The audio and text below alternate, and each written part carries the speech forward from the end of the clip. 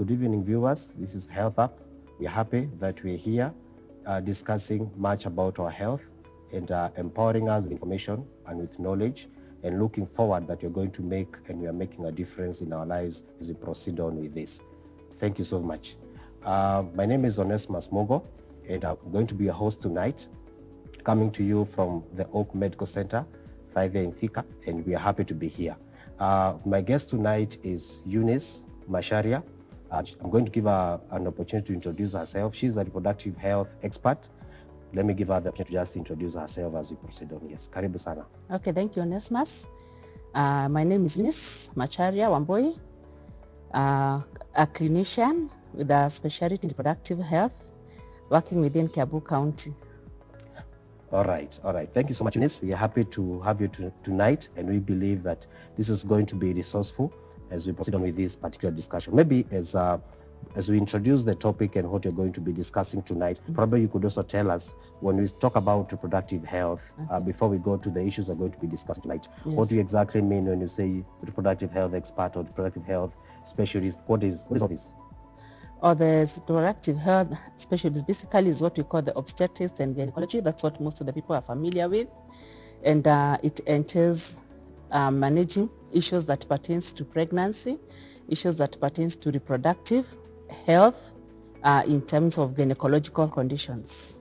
All right. And of course, we have reproductive wellness. Okay. Yes. All right. That's good. So, Avio, welcome so much. We're going to be discussing and looking today about menstrual hygiene and menstrual health. I believe you're going to be empowered, with this. Now, as we just move on to, this particular program, one of the things probably would want to, to bring to our attention, as also engage the guests, is that this is a very important topic, and I believe our guests tonight, we are going to be able to bring out this, because quite a percentage, when you look at, statistics, over half, 50% of some of the ladies or young girls that are getting into puberty, getting into experience issues with menstrual flow, have no, basic understanding of what, this entails and all this is all about. Again, you're also getting quite some high percentage, some recent study that showed about 10% of some of these girls are getting into early menarche, and education and awareness and about these particular issues and matters and how to handle ourselves or how to handle themselves is basically still a challenge, or still not in their own, they are not aware about it, and we need to bring out this to the community. So this is of a public health interest. We want to empower the children, we want to empower the young girls, we want to empower the parents to all this. So probably, just beginning there, if you can put in some more input, I guess, Eunice, why do we need to talk about this menstrual hygiene or menstrual health rather? Maybe broad menstrual health. Yeah. I think one of the basic thing I would say of why it would be very important to talk about menstruation or menstrual health, one, it is a normal process in life. Yeah. And it is expected that every girl eventually will get their menstruation. So, and we only have few exemptions. And that means every woman, every child who is born, eventually will experience a menstrual process. And it becomes very important to understand what is normal about it and what is abnormal about it, and even how to carry on with it, because it comes at a point of puberty. So most of the young girls, as they're growing up, they know nothing about it. They start hearing it at some point. As they grow up, they get to a point where now they experience it. And they need to know, again, once you experience it, what is normal and what is abnormal. Yes. So and how can that be addressed for them? And how can that be addressed? Yes. So these are the issues we're dealing with. So probably when you talk about, there's something you talked about puberty, and that these will begin to develop when one gets into puberty. Yes. What is this that we are calling puberty, so that now we can be able to see, to proceed from there? Yes. Okay. When you talk about puberty, is where we have the transition from, in terms of reproductive system, for both boys and girls. And this is where now they get from the point of childhood and they get to a point of adulthood. It's that transitional period where there's that moving from a child state into and the development that comes at around puberty is of reproductive health changes. Okay. Because the ears will develop, all the other organs of the body develop as they are. All right. But reproductive systems, they get to a point where they change from that of a child to that of an adult. All right. And that transition between that movement is what we call the adolescent or the teenage. Okay. Yes. So this puberty, you're saying, what causes some of these changes? What is when you talk about that this individual is going to be changing on from, from a child, to a teenage, and to an adult, ultimately, what are some of these things that bring about these changes? And probably other than, the issue of menstruation, do we have other things that are change, Yes. within the body, that can be associated with what I'm talking about? Yes. All right. Yeah, the changes at all, basically what happens, it is all about hormones. Yes. And there's the androgen gets more stimulation when they get to the age of puberty. And basically the age of puberty can start as early as 8 years for girls and can start as late as early as 9 years for boys.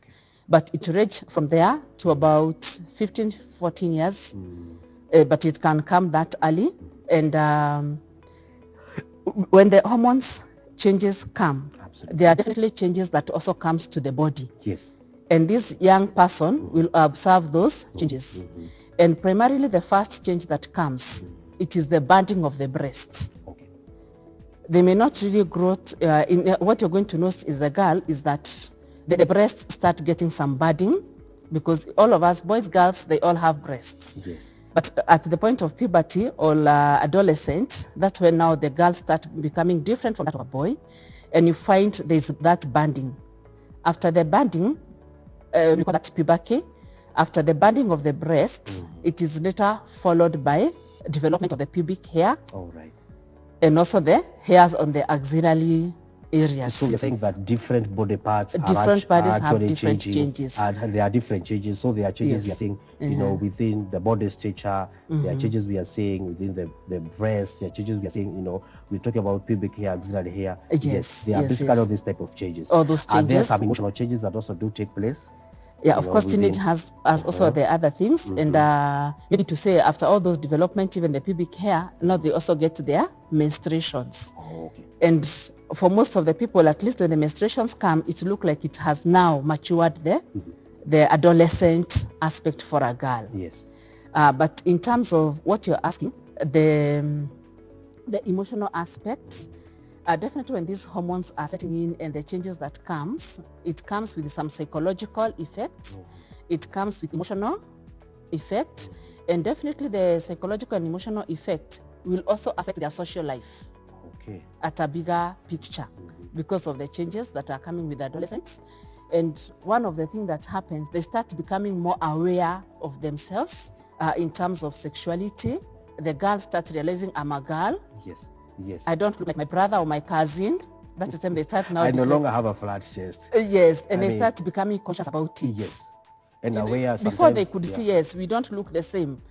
But at this point, they start becoming conscious about it, and they feel like, no, yes, this is not a private part for me, Yes. and I need to hide it. So they are more conscious about their genital growth.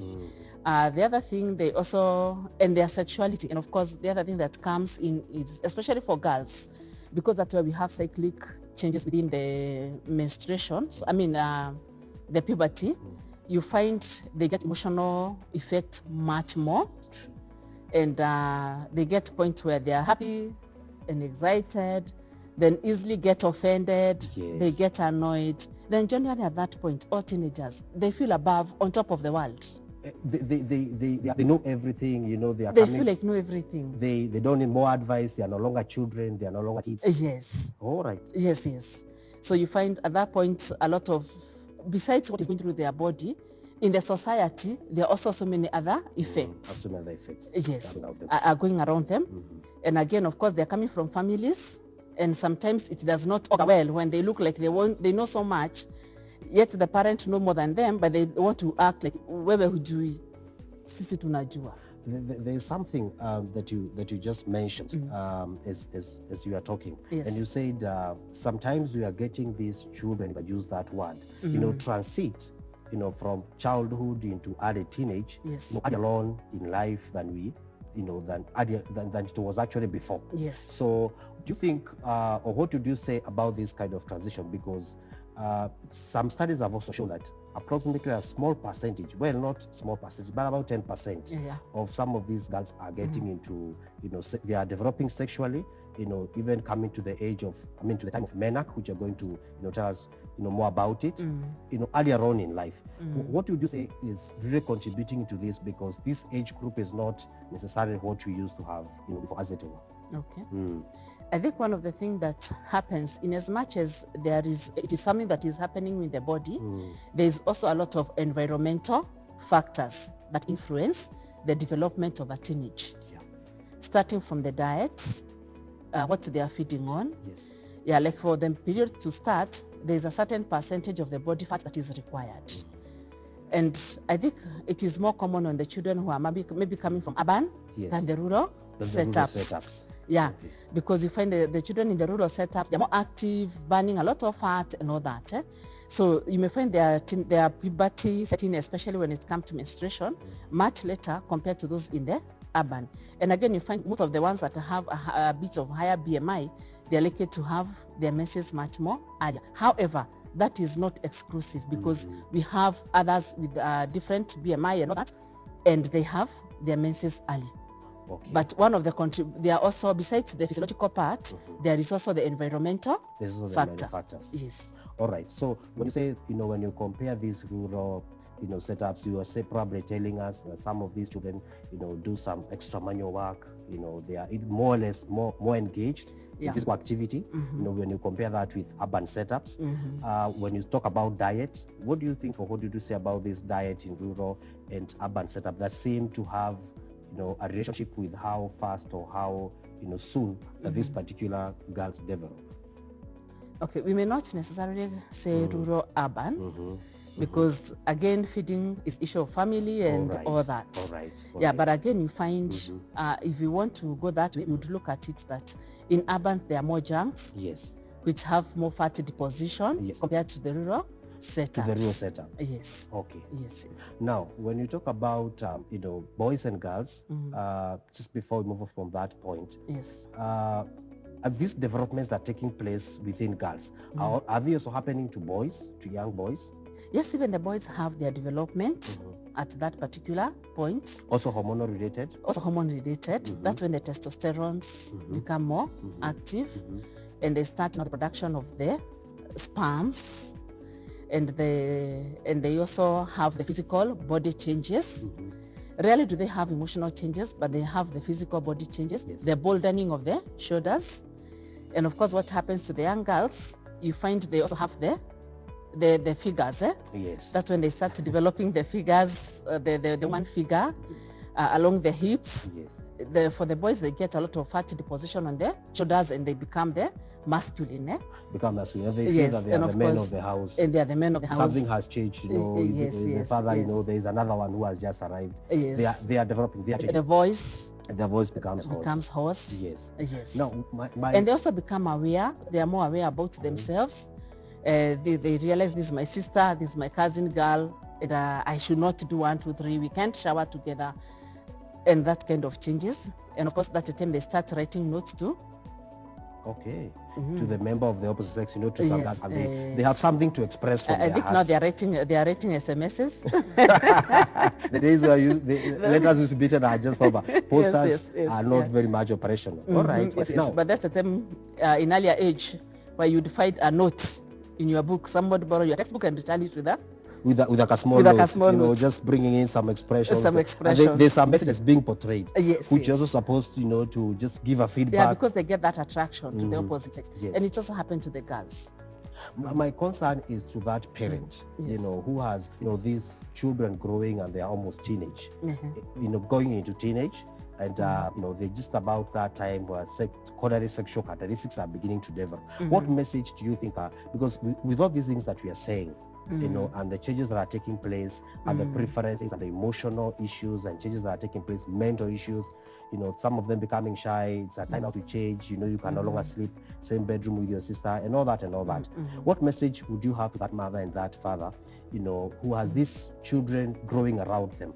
You know, and how would we prepare for this particular age group as we receive them, because these children are growing? They're growing definitely. Yes. Yeah, I think one of the things that I would say is that despite the fact that they have their own issues, which sometimes don't augur very well with us as parents, or the people who are there, the caregivers with them, we are the older ones, and we are the ones who are supposed to mentor them. We need to educate them. We need to guide them. And much more, understand what they are going through is physiological. Because again, if something is not handled, most of them, if they are not handled well at that point, they are likely to go in a very aggressive way, and they can either develop or underdevelop, or get even in very strange behaviors when they are trying to identify themselves. If they don't feel understood at home, they are likely to venture in other areas where they are likely to feel understood, accepted, and loved. You know, where that time they are not measuring the love with love. You know, for them, love will come in very many. They are differentiating it in very many ways. Yes. So if as parents, if you don't become conscious about that, they are likely to be offered that, and they will go to other areas in seeking for love and acceptance.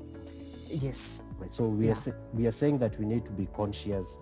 We need to be deliberate, you know, about how, you know, that these children are growing, and we need to take specific actions so that we also have them. And this also will reduce, when you say that they also go outside, you know, and probably try to get some of these, you know, needs met, whether emotional or physical, outside there.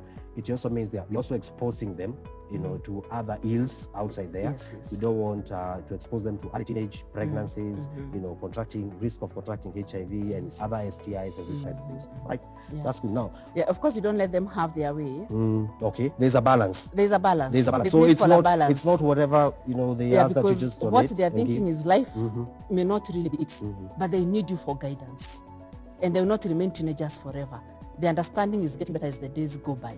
So you must give them good guidance. Sometimes you have to tell them no, but again with good understanding. Yes. Because again, we cannot just let them do. Yes, we have to guide them. Yes. Okay. So the road has to remain, even if you know, in a different way, in a balanced manner. Yes. Right? I think that's useful. Now, when we go back to, you know, as we're discussing this issue about menstrual hygiene, because anyway, this is still part of you know, puberty and the changes that are taking place. There's something we mentioned along the way. We talked about, you know, MENAC. Probably the viewer would want to understand when you say early MENAC, when you also talk about, you know, menstruation, what do you exactly mean? Because it is not obvious to just assume that when you talk about menstruation, use these terminologies, you know, menstrual flow, you know, it's not obvious to assume that these are terminologies that are well understood. Yes. Actually, from a small study, there are few, or they are quite a very small number of girls that are actually comfortable to discuss, you know, about 12% to discuss these matters at home.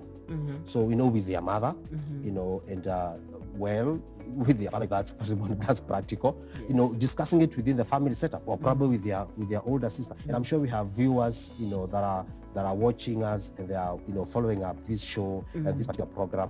So the issue of what is this that you're calling menstruation, what is that you're calling MENAC, menstrual flow, some of these terminologies, could you help us, you know, bring in a deeper understanding? Okay.